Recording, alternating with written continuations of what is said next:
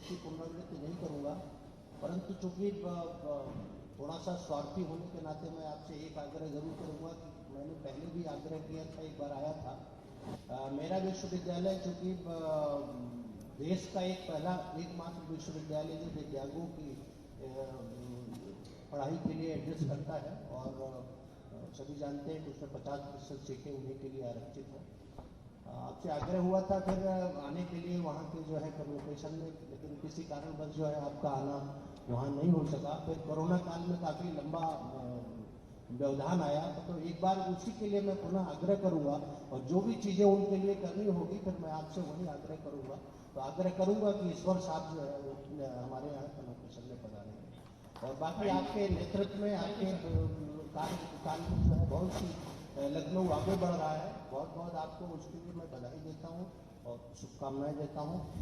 Professor NP Singh ji Lucknow में भाषा विश्वविद्यालय के नवनियुक्त कुलपति हैं। हालांकि इंजीनियरिंग कॉलेज में बहुत दिन से लखनऊ को देख रहे हैं, सजा रहे हैं, संवार रहे हैं अपनी गोमती नगर को। माननीय जी को कुछ सुझाव देना चाहें सर संक्षेप में। सर के साथ 91 में पहली भेंट हुई थी, 91 में सर प्राविधिक शिक्षा माध्यमिक शिक्षा मंत्री थे। तब से संरक्षण प्राप्त हुआ, मार्गदर्शन भी मिलता रहा। लखनऊ के सर्वांगीण विकास से हम सब भली बात परिचित हैं। एक यहाँ पर मैं आह्वान जरूर करना चाहूँगा माननीय के माध्यम से। कानपुर में जब मैं पूर्व में था तो वहाँ पर हम लोगों ने एक अभियान चलाया था आत्मनिर्भर कानपुर। मैं चाहूँगा यहाँ पर सारे प्रबुद्ध जन इकट्ठे हुए हैं और हम लोग क्यों ना माननीय के संरक्षण में इस कार्यक्रम को चलाएं, यहाँ पर भी आत्मनिर्भर लखनऊ।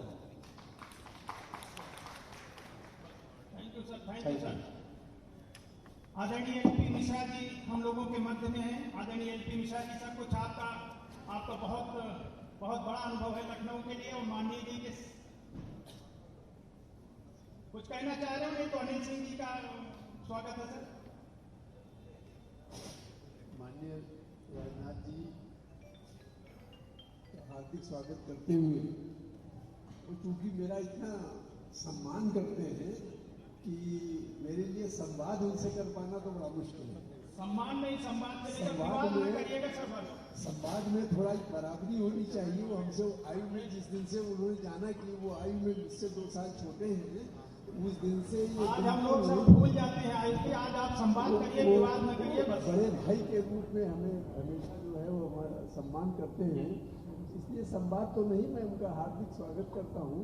और लखनऊ में जितने कृत्य हुए हैं वो बहुत बढ़िया काम हुए हैं। एक जो किसान पथ बन रहा है उसमें थोड़ी अगर तेजी आ जाए तो मेरा ख्याल है कि माननीय सर पूर्व उप मुख्यमंत्री जी यहाँ पर उपस्थित हैं, इनसे भी सहयोग लिया जा सकता है। और माननीय बोरा जी हैं, सभी लोग यहाँ पर उपस्थित हैं, मुकेश शर्मा जी हैं। तो अगर उसमें थोड़ा सा जो है थोड़ी गति और आ जाए तो लखनऊ के विकास में और काफ़ी मेरा ख्याल है कि काफ़ी उसमें योगदान किया जा सकता है।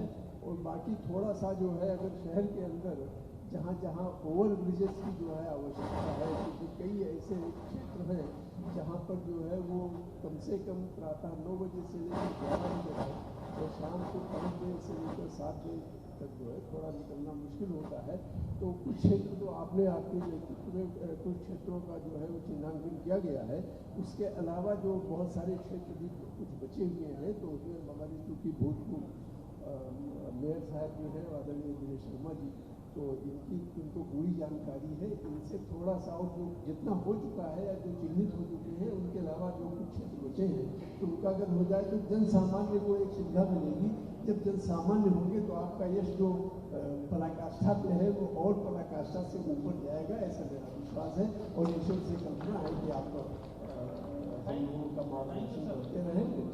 जस्टिस SC वर्मा साहब हम लोगों के रिटायर्ड जस्टिस हाई कोर्ट के हैं। सर कुछ आपका अपना लखनऊ शहर के लिए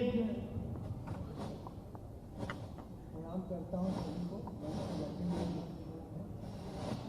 नाम लेने में तो बार बार समय व्यस्त होगा। मैं क्या कहूँ, विधि की जो स्थिति प्रदेश में है, मैं ये चाहता हूँ कि न्यायालय पे दबाव कम रहे, वो बहुत आवश्यक है।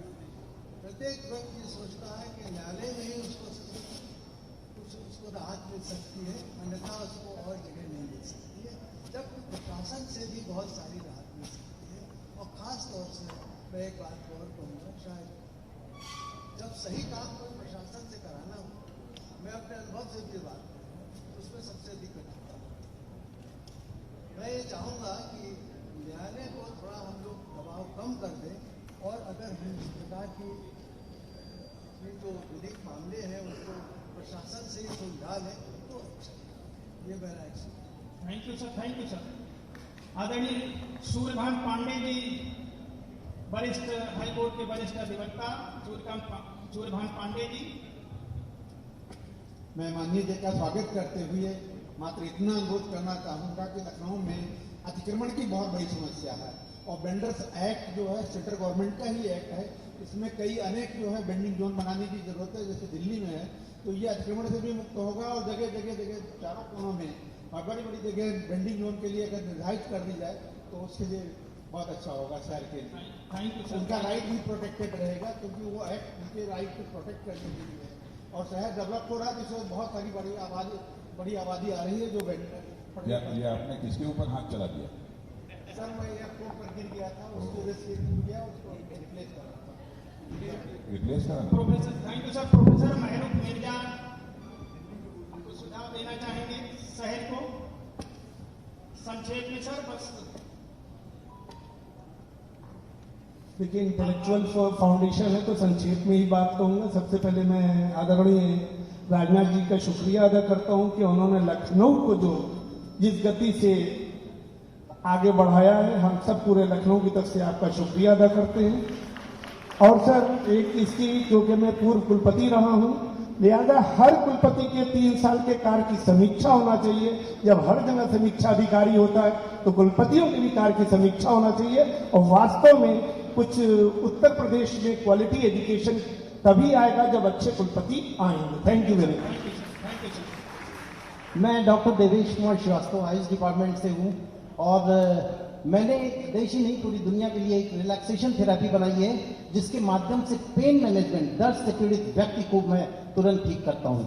ये लखनऊ में गोमती नगर में विरामखंड 3 में एक हॉस्पिटल स्टैब्लिश किया है जो सुश्रुत आरोग्य धाम के नाम से है, जो पूरे इंडिया नहीं पूरी दुनिया में इसको मुझे स्टैब्लिश करना है माननीय के माध्यम से।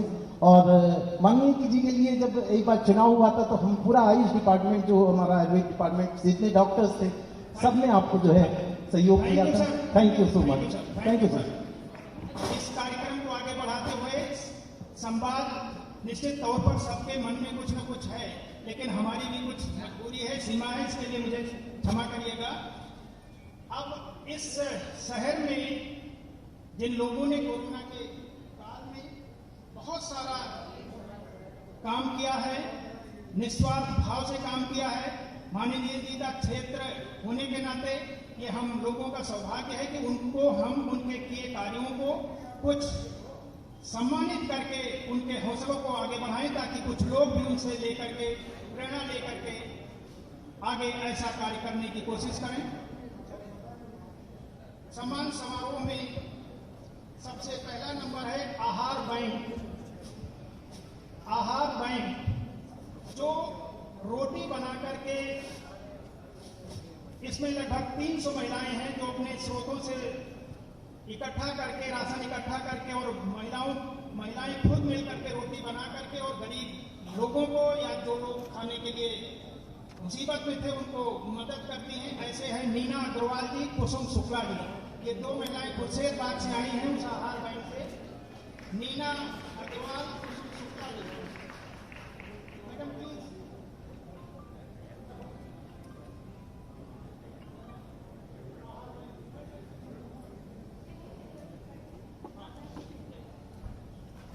दोनों लोगों के लिए जोरदार तालियां। बहुत मेहनत, बेहतरीन और नेक काम कर रही हैं, स्वयं से इकट्ठा करके, और दोनों शहर की प्रबुद्ध महिलाएं हैं।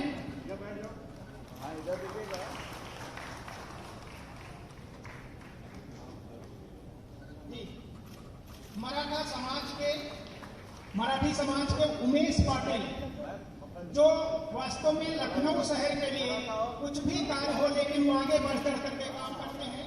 उमेश पाटिल मराठी समाज के, उनका सम्मान प्राप्त करेंगे मराठी समाज के लोग। अमन पाटिल, गजानन पाटिल, जो लखनऊ में सेवा कार्य निस्वार्थ करते हैं, महाराष्ट्र से रह करके यहाँ पे इनके मूल निवासी हो गए हैं। उमेश पाटिल के का सम्मान प्राप्त करेंगे मराठी समाज के लोग। इसके आगे लखनऊ विश्वविद्यालय ने कोरोना काल में पूरे प्रदेश में इकलौता विश्वविद्यालय था जिसने मेस का संचालन करके गरीब लोगों के मध्य भोजन की व्यवस्था कराने का कार्य किया था। इसका क्रेडिट लखनऊ विश्वविद्यालय के यशस्वी कुलपति प्रोफेसर आलोक कुमार राय जी को जाता है। प्रोफेसर आलोक कुमार राय जी के नेतृत्व में मेस का संचालन हुआ था और मैं खुद भी उस मेस का एक पार्ट था। आलोक राय जी को सम्मानित करेंगे उस नेक कार्य के लिए आदरणीय भारत सरकार के रक्षा मंत्री, हम सब के मार्गदर्शक आदरणीय राजनाथ प्रोफेसर आलोक कुमार राय। प्रोफेसर ए.के. त्रिपाठी मेडिकल के फील्ड में, प्रोफेसर ए.के. त्रिपाठी जी मैम आगे मत आया करिए। डॉक्टर हेमटोला जी के पशु डॉक्टर जिनका सम्मान करेंगे आदरणीय हम सबके रक्षा मंत्री।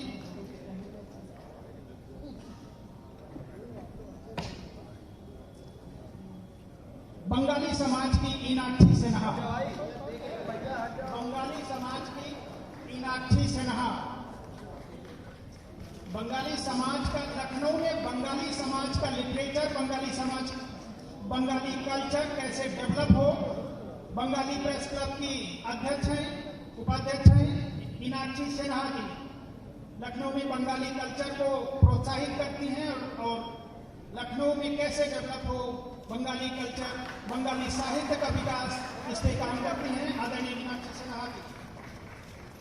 और पुनः एक नाम डॉक्टर आनंद सिंह। आनंद सिंह पहले स्वागत किए थे माननीय रक्षा मंत्री जी का लखनऊ इंटेलेक्चुअल फाउंडेशन के ज्वाइंट के सेक्रेटरी के नाते। अब माननीय जी सम्मान देंगे डॉक्टर आनंद सिंह को, क्योंकि एक बेहतरीन कार्य इन्होंने भी कोरोना के काल में पूरी अस्पताल को इन्होंने फ्री रखा था अपना कोरोना के पीरियड में। डॉक्टर आनंद सिंह को सम्मानित करेंगे देश के यशस्वी रक्षा मंत्री आदरणीय राजनाथ सिंह जी।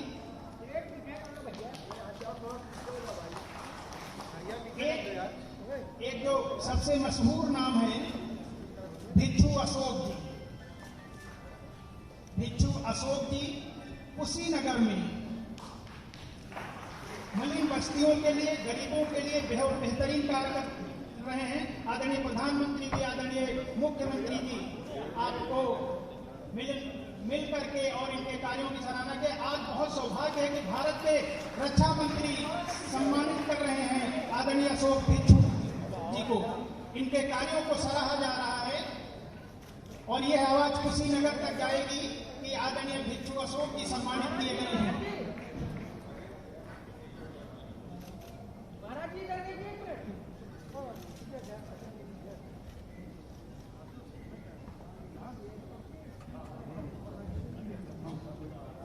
सम्मान की ये कड़ी यहीं पे समाप्त होती है। हालांकि बहुत सारी ये बात नहीं है कि इनके अलावा लोगों ने काम नहीं किया है।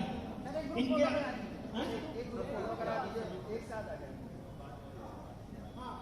एक नाम है विद्या बिंदु सिंह जी को साहित्य में पद्मश्री मिला हुआ है, बड़ा सम्मान मिला हुआ है, भारत सरकार ने दिया है। लेकिन ये लखनऊ की है, इसलिए लखनऊ के सांसद और देश के रक्षा मंत्री जी अगर सम्मानित करेंगे तो पूरे लखनऊ में साहित्य जगत का सम्मान होगा, ये समस्त शिक्षकों का सम्मान होगा। पद्मश्री को अगर रक्षा मंत्री जी सम्मानित कर रहे हैं, हम सब के लिए गौरव की बात है, हम सब लोगों के लिए गौरव की बात है। आदरणीय दीदी विद्या बिंदु सिंह,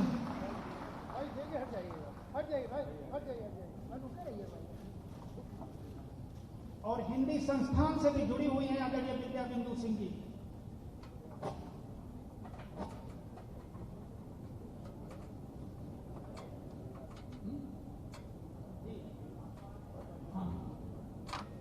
इस होटल के मालिक इंद्रजीत सिंह जी, जिन्होंने हमको यह स्थान दिया है, नहीं तो हम ये कार्यक्रम न कर पाते। इंद्रजीत सिंह जी होटल के मालिक हैं, व्यापारी हैं और बहुत नेक दिल इंसान। आदरणीय हमारे रक्षा मंत्री जी का सम्मान करेंगे।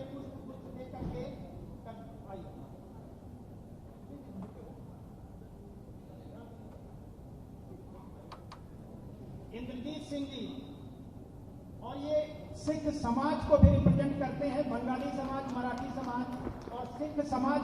अगर माननीय रक्षा मंत्री जी को सम्मानित इधर देखिएगा सर, अरे इधर देखिए, अरे इधर देखिए।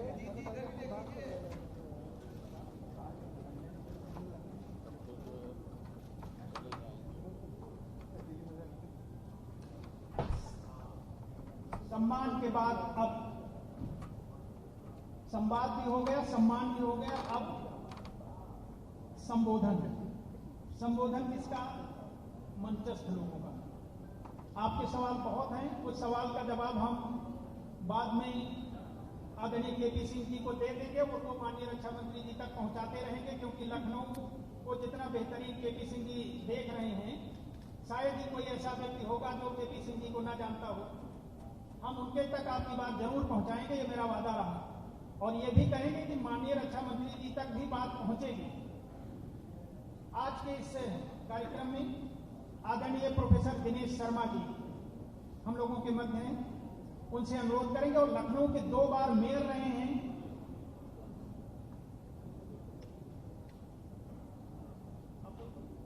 आदरणीय आलोक राय जी, कुलपति लखनऊ विश्वविद्यालय, अगर 2 शब्द कहना चाहें तो। आदरणीय कुलपति लखनऊ विश्वविद्यालय।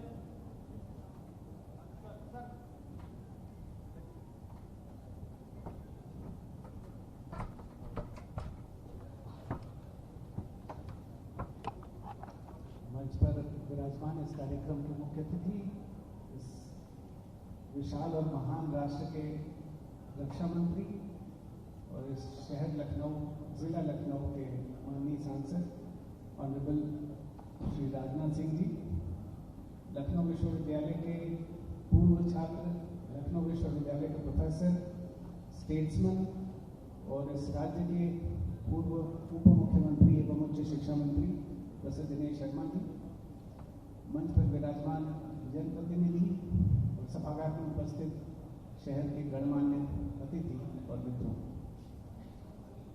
2 मिनट में एक माननीय रक्षा मंत्री जी, मंचस्थ लोगों तथा सभागार में उपस्थित लोगों को मैं आश्वस्त करूं कि लखनऊ विश्वविद्यालय से जो अपेक्षा इस पूरे राज्य की उच्च शिक्षा के उच्चीकरण के संदर्भ में है, हम सब उस दिशा में पूरी जिज्ञासा के साथ लगे हैं, और उसका परिणाम माननीय रक्षा मंत्री जी, मैं आपके समक्ष ये बताना चाहता हूँ कि आज लखनऊ विश्वविद्यालय प्रदेश का अकेला विश्वविद्यालय है जो QS रैंकिंग में जिसका स्थान है, Times Higher Education World University ranking में जिसका स्थान है, नेशनल इंस्टीट्यूशनल रैंकिंग फ्रेमवर्क में जिसका स्थान है, और अभी इंडिया टुडे की जो अखिल भारतीय सूची आई उसमें हम पूरे प्रदेश में 21वां स्थान हासिल करते हैं।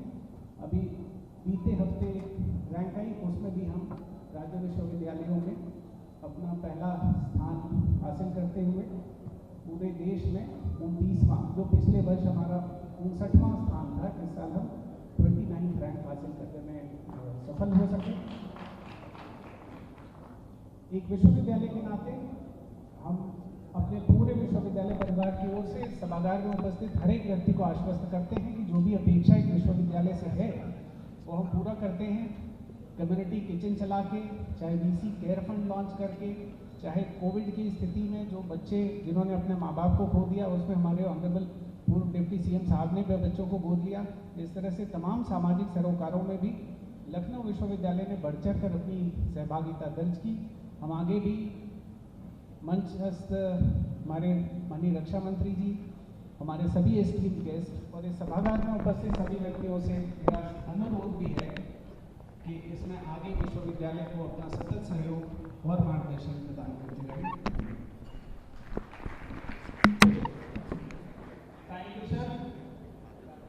डीजी विद्या विभूषण जी का 1 मिनट का कुछ सुझाव है।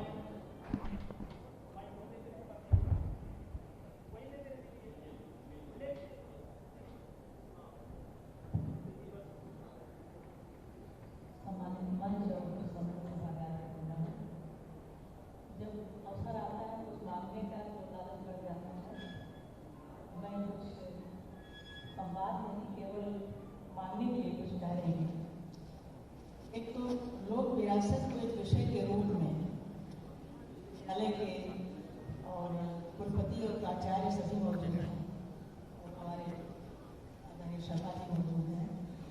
विश्वविद्यालयों में विषय के रूप में लोक विरासत पढ़ाया जाए।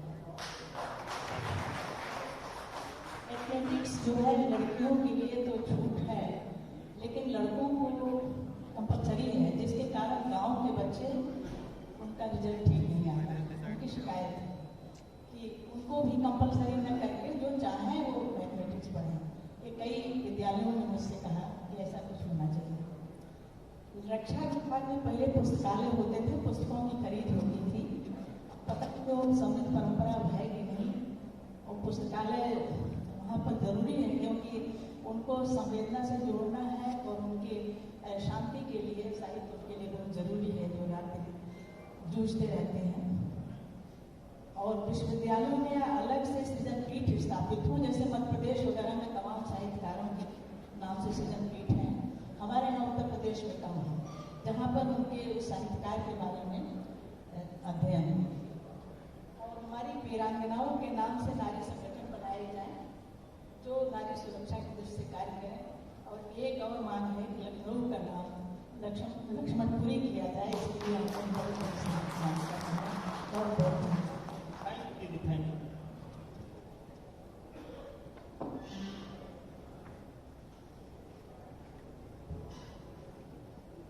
अब हम लोग जिनका संबोधन सुनेंगे, जिनके संबोधन के लिए हम लोग इतनी देर से प्रतीक्षा कर रहे हैं। माननीय जी, इस हाल में 14 वैरायटी के लोग हैं, जिसमें professors, engineers, doctors, chartered accountants, bureaucrats, judiciary, social activist, मिलाकर के आर्किटेक्ट, सब लोग हैं और सबका कुछ न कुछ कहना है। मैं स्वयं जान रहा हूँ, लेकिन समय की मजबूरी को समझिए और मुझे क्षमा करिएगा। हम सब लोग तालियों की करतल ध्वनि से आमंत्रित करते हैं देश के यशस्वी रक्षा मंत्री आदरणीय राजनाथ सिंह।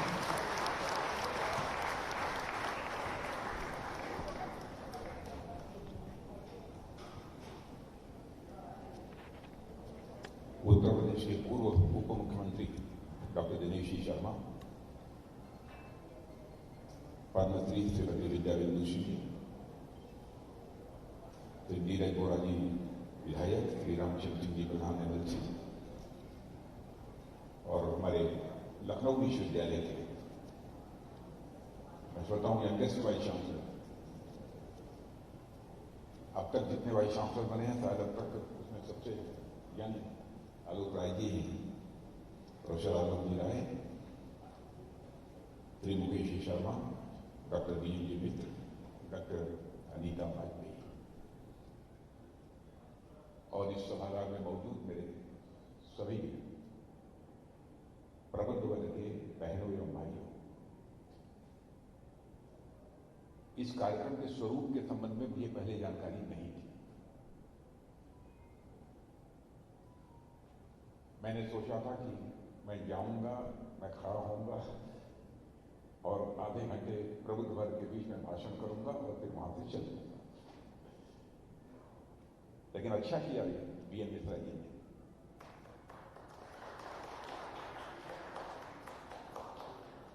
कि आप लोगों को भी अवसर दिया कि आप अपनी कुछ बातें इस हमारे लखनऊ के संबंध में अथवा हमारे संसदीय निर्वाचन क्षेत्र अथवा प्रदेश अथवा देश के बारे में हमारे समक्ष रख सके।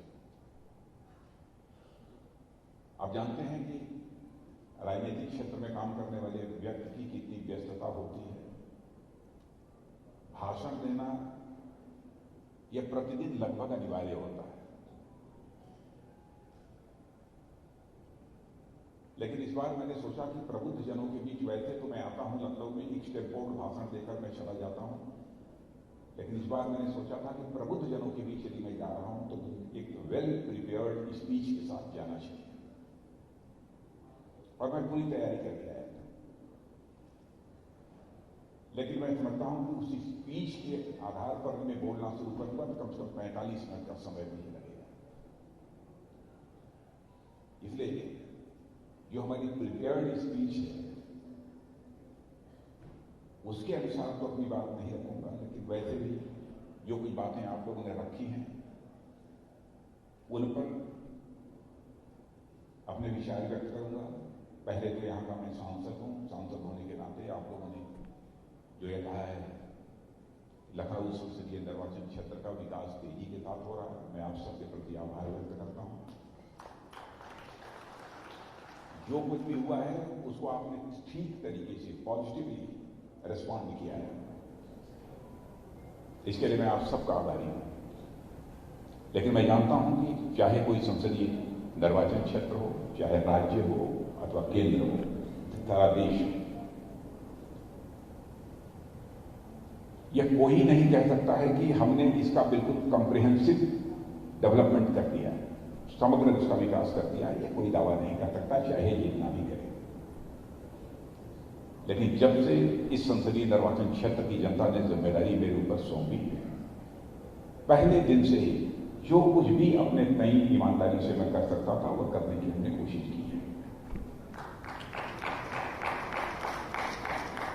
और हमारे आदरणीय डॉक्टर एल.पी. मिश्रा जी ने एक बात कही है, जो रिंग रोड 104 किलोमीटर बन रही है 8 लेन की, यह पहला हमारा एक ड्रीम प्रोजेक्ट था लखनऊ संसदीय निर्वाचन क्षेत्र, और काम चल रहा है। लेकिन यह सच है, अब तक वह काम पूरा हो जाना चाहिए, और इसके लिए मुझे अपनी तरफ से जो कुछ भी कहना चाहिए, मैं उन शब्दों का प्रयोग नहीं करना चाहता हूं क्या कहा है मैंने, क्योंकि इंटेलेक्चुअल्स यहां बैठे हैं, उसके तरह तरह के इंटरप्रिटेशंस भी हो सकते हैं। लेकिन जो कहा जा सकता है और जिस कड़ाई के साथ कहा जा सकता है, जिस शक्ति के साथ कहा जा सकता है, मैंने किया।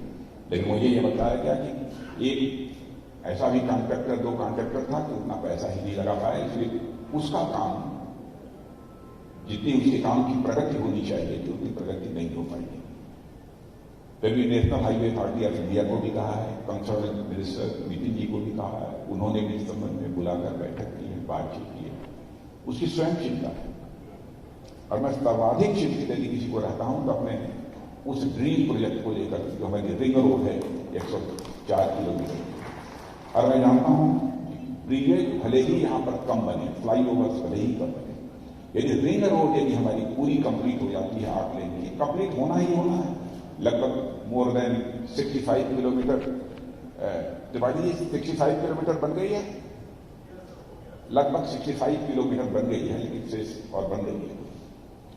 वह बन जाने के बाद भारत के किसी भी कोने से कोई लखनऊ यदि आना चाहता है, जिस मोहल्ले में उसको प्रवेश करना है तो बीच लखनऊ से होकर उसे नहीं गुजरना पड़ेगा, बल्कि उसी रिंग रोड से सीधे अपने मोहल्ले में वही इंटर करेगा।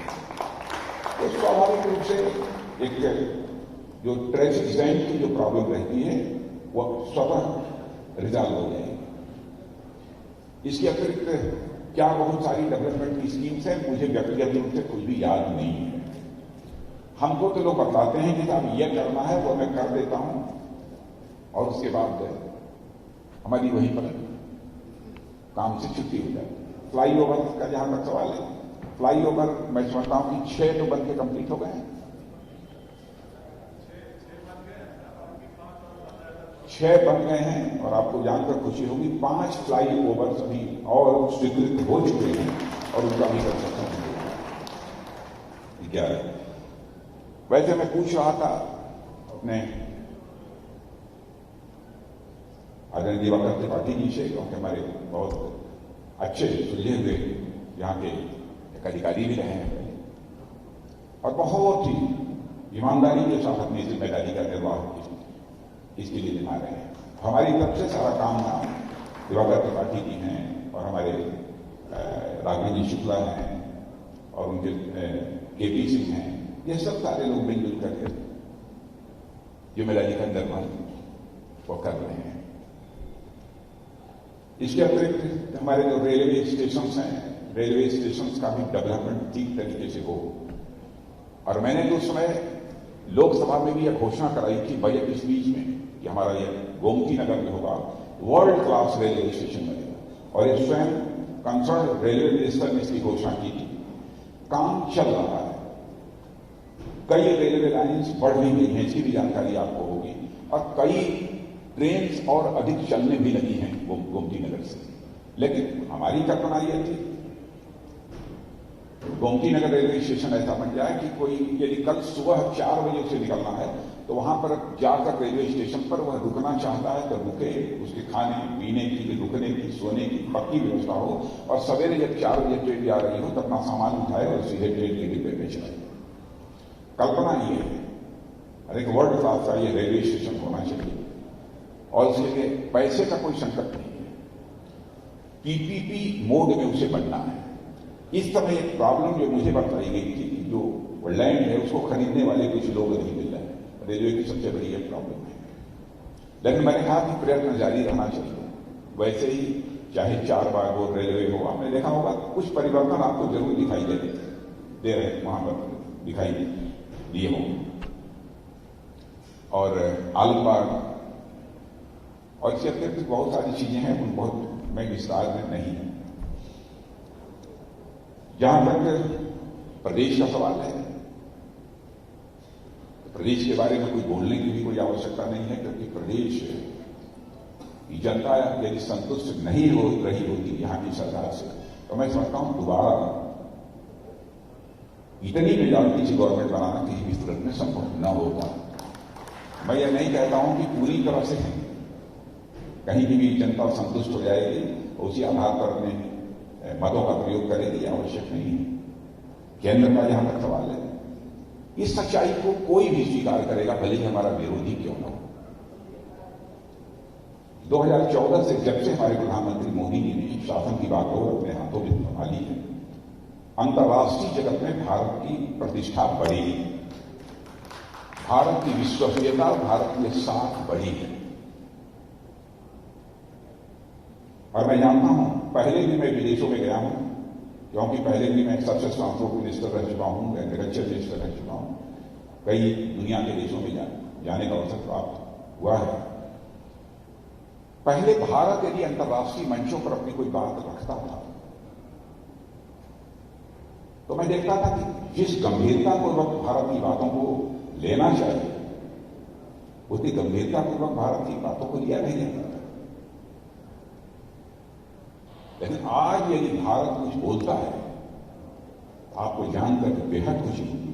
चाहे दुनिया का सबसे धनवान देश और ताकतवर देश अमेरिका में माना जाता है, वह भी भारत की बातों को बहुत ही गंभीरतापूर्वक सुनता है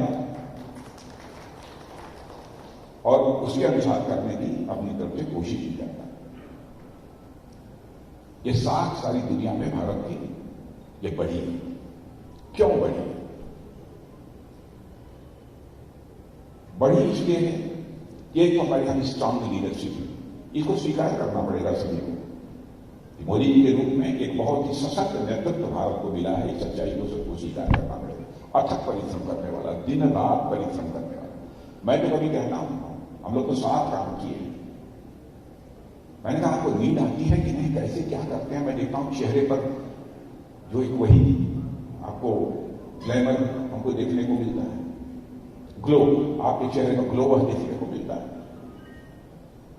आपको जानकर आश्चर्य होगा, मुझे बताया 3 साढ़े 3 घंटे सोते हैं। और नेतृत्व भी सशक्त होता है, प्रभावी होता है। तो मैं समझता हूं कोई संस्था हो अथवा कोई राज्य हो तो केंद्र हो, उसके विकास को दुनिया की कोई ताकत रोक नहीं सकती। और लगातार वो अपनी तरफ से यही कोशिश कर रहे हैं। भारत की ताकत का जहां तक सवाल है, आप इस सच्चाई को भी स्वीकार करेंगे कि दुनिया के किसी भी देश की ताकत का मूल्यांकन किस आधार पर होता है? 2 चीजें होती हैं। एक होती है डिफेंस कैपेबिलिटी, सुरक्षा की, देश की रक्षा करने की, देश की सीमाओं की रक्षा करने की उसकी क्षमता है। और दूसरा होता है कि उस देश की इकोनॉमी, अर्थव्यवस्था, उसकी साइज क्या है, उसका आकार क्या है। मैं ये नहीं कहता कि हमारे देश की इकोनॉमी की साइज बहुत बड़ी हो गई है। काश यदि कोरोना न आया होता और अभी जो यूक्रेनियन क्राइसिस, रशिया और यूक्रेन की क्राइसिस का पैदा हुई होती, तो मैं दावे के साथ मैं कह सकता हूं कि आज हमारी इकोनॉमी की साइज मोर देन $3.25 ट्रिलियन से अधिक पहुंची। लेकिन हम यहीं संतुष्ट नहीं हैं। आज तो हम दुनिया में 6ठे स्थान पर हैं इकोनॉमी की साइज के मामले में, अर्थव्यवस्था के आकार के मामले में। हम तो लाना चाहते हैं इस भारत को, और हमारे प्रधानमंत्री जब से उन्होंने इस जिम्मेदारी को संभाला उसी समय कहा था कि हमारा स्वप्न वह है जल्दी से जल्दी आगामी 10 वर्षों के अंदर हमारा भारत दुनिया की टॉप 3 कंट्रीज में 3 इकोनॉमीज में आकर खड़ा हो। हम तो वर्ड देते हैं और होगा, इसमें कहीं दो मत नहीं है। उस दिशा में हम लोग आगे बढ़ रहे हैं।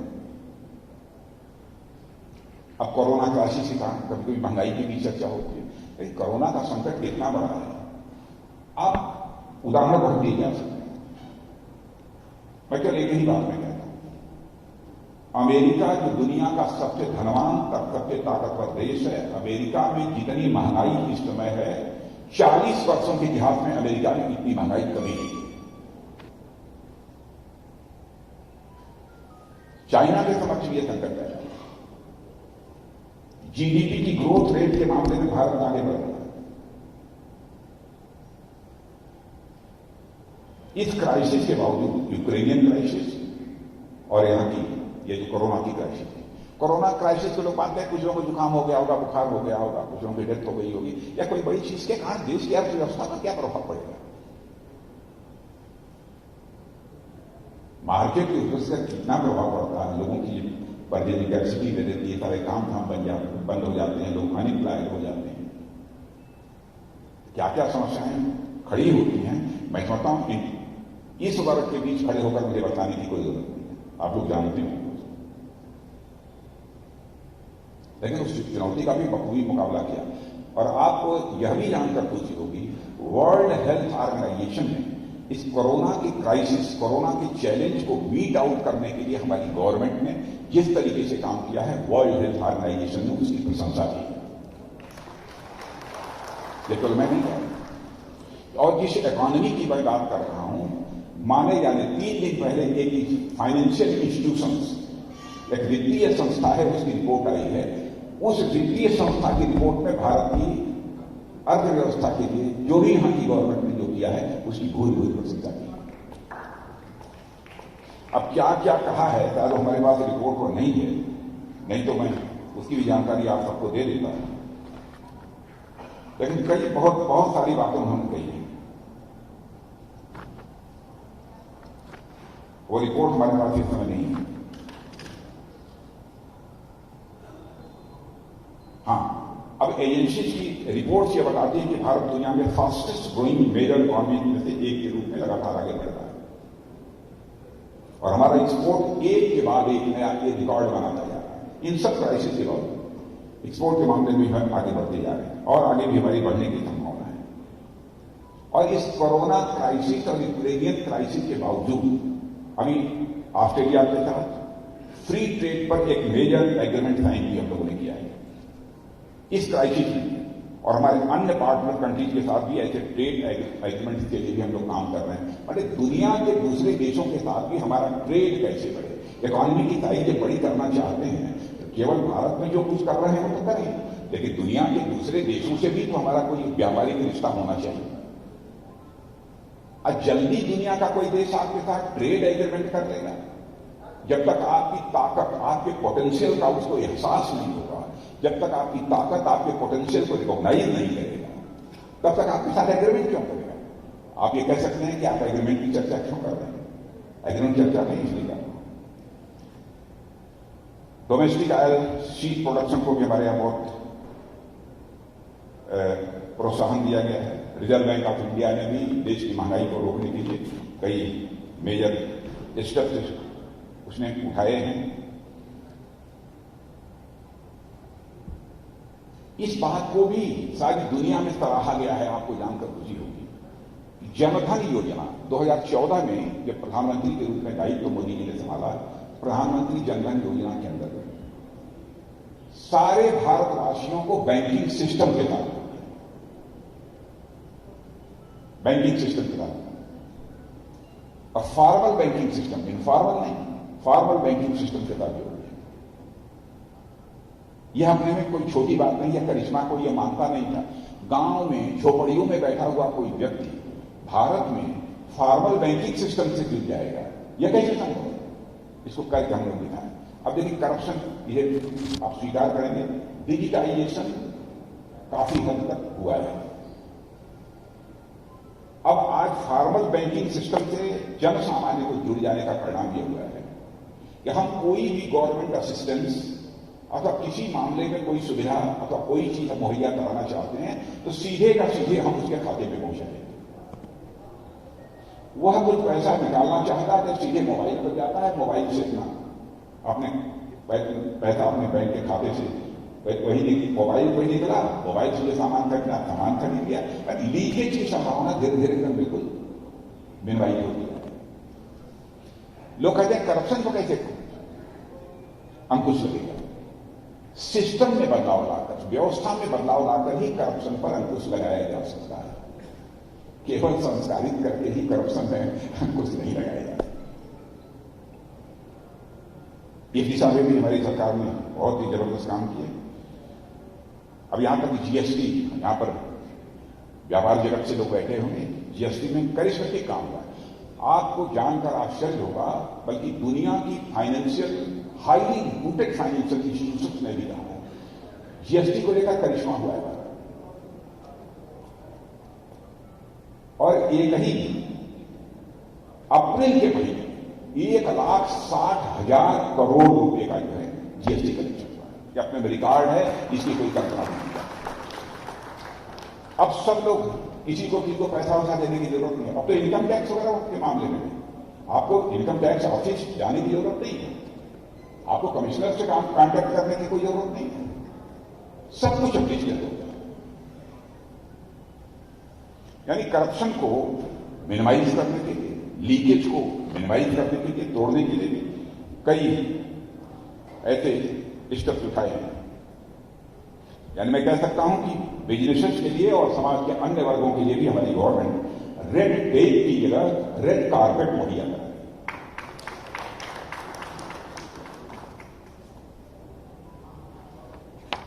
और ऐसे ही मैंने कहा कि रिकॉर्ड एक्सपोर्ट हुआ है और इससे भी अधिक कई एक्सपोर्ट हुआ है।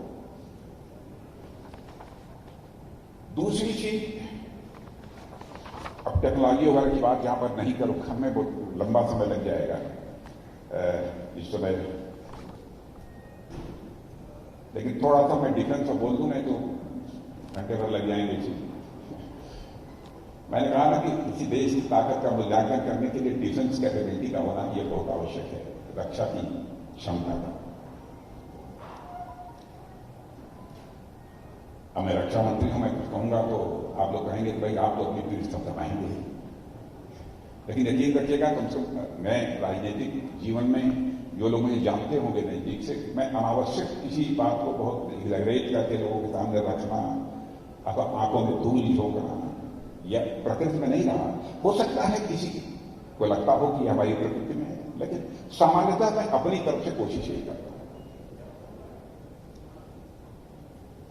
लेकिन इतना मैं कह सकता हूं, इस बार जो इंडो चाइना स्टैंड ऑफ हुआ है, भारत ने अपनी ताकत का संदेश सारे विश्व को दे दिया।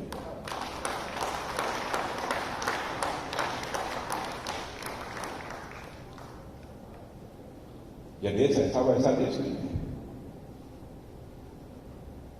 परिणामों की चिंता नहीं करेगा, लेकिन स्वाभिमान से किसी की सूरत में समझौता नहीं करेगा। यह है भारत। एक दो तीन वाक्यों में मैंने आपको बता दिया। अच्छा, कुछ लोग होते हैं कुछ ना कुछ खामियां सभी जगह निकालने की जरूरत पड़ती है।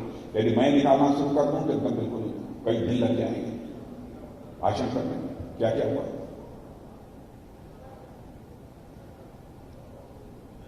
लेकिन पहले क्या होता था, हर सामान, हर कोई प्लेटफॉर्म हो, कोई इक्विपमेंट हो, एमिनिशन हो, ये सब कुछ दुनिया के दूसरे देशों से लोग मंगवाते थे।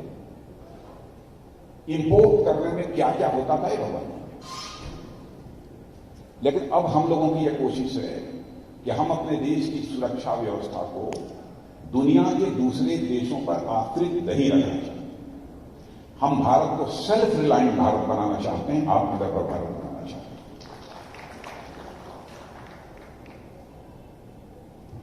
और आपको खुशी होगी जानकर, आपने अखबारों में पढ़ा भी होगा, हमने 309 आइटम्स, 309 ऐसे आइटम की सूची घोषित कर दी है।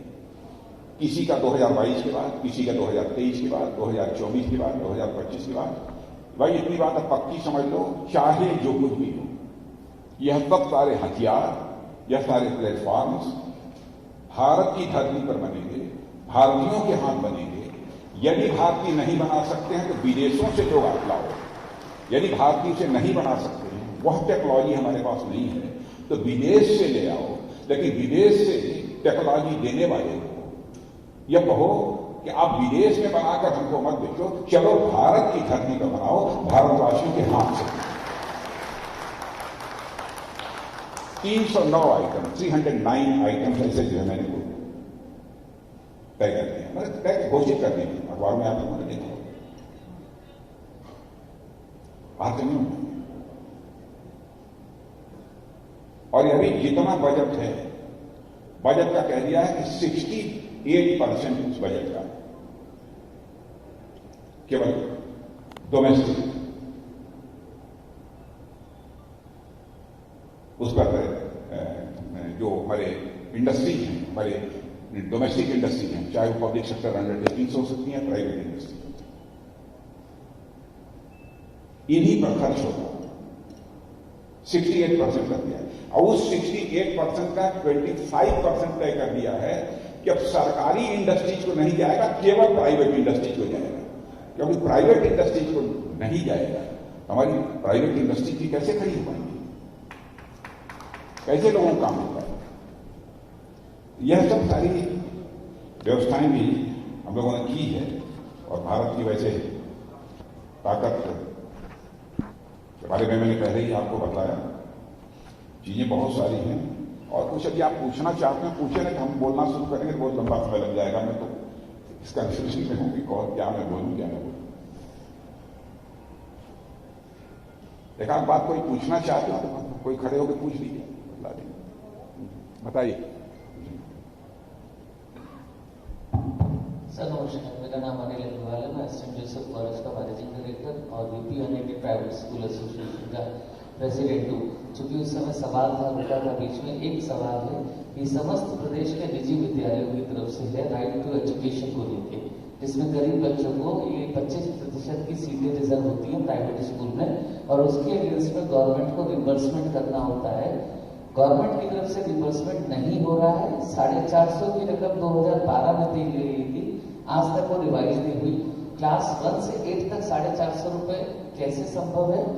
और प्रतिपूर्ति की धनराशि का फॉर्मूला एक्ट में जो कि केंद्र सरकार का है, उसमें वर्णित है कि सेक्शन 12C सरकारी स्कूल में खर्च होने वाला व्यय या निजी विद्यालय की फीस जो भी कम है वो प्रतिपूर्ति में दी जाएगी। और इसी वजह से निजी विद्यालयों और सरकार के बीच में एक दीवार खड़ी हुई है गरीब बच्चों के प्रवेश को लेके। और दूसरा, गरीब बच्चे जो एक्चुअल गरीब हैं वो प्रवेश न लेके बहुत फर्जी प्रमाण पत्र बना के लोग, तो जेन्युइनिटी से जांचने का अधिकार विद्यालयों को और प्रतिपूर्ति की धनराशि एक्ट में वर्णित धारा के अनुसार दी जाएगी। हम सब प्रदेश के पूरे विद्यालयों की तरफ से ये सब है। Thank you. इसमें लखनऊ के विकास से संबंधित अगर कोई बात हो तो प्लीज संक्षेप में। लखनऊ के विकास की मैं एक चीज जरूर कहूंगा, प्लीज। पुराने लखनऊ के लिए 3 फ्लाईओवर्स जो बने हैं उसका हम सब की ओर से तहे दिल से आपका बहुत बहुत शुक्रिया। ये बात मैं संजय गुप्ता यूपी आदर्श व्यापार मंडल से।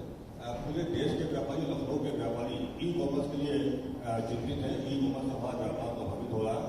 यदि हमारी भारत सरकार ई कॉमर्स के कारण भी हुआ, यदि भारत सरकार देश में एक अमेजोन के टक्कर पे उसके कंपटीशन में एक अपना पोर्टल शुरू कर दे, निश्चित रूप से देश के व्यापारी को लाभ होगा।